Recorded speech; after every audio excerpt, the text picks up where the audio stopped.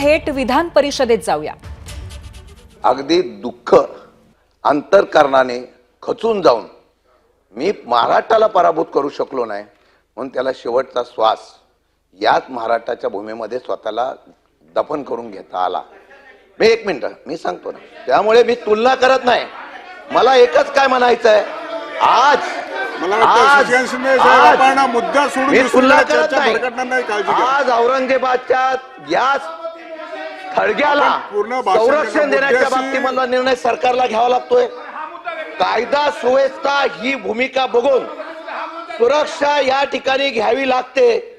माझं म्हणणं आहे की जो औरंगजेबाचा विषय मुख्यमंत्र्यांची तुलना झाला त्याचा मी समर्थन करत नाही, त्याचा निश्चितपणे आपण निषेध केला, तो निषेध रास्त आहे।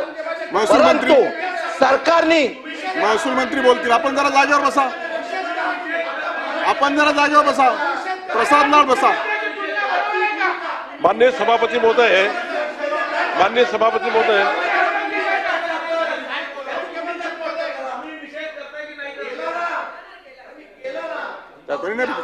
माननीय सभापती महोदय, माननीय मुख्यमंत्र्याबद्दल जे काही आक्षेपार्ह वक्तव्य हर्षवर्धन सपकाळ यांनी केलं आहे, हे जर आपल्या निदर्शनास आलं तर नियमाप्रमाणे कारवाई करण्यात येईल आणि गंभीर दखल शासनाने घेतली आहे। एबीपी माझा, उघडा डोळे बघा नीट।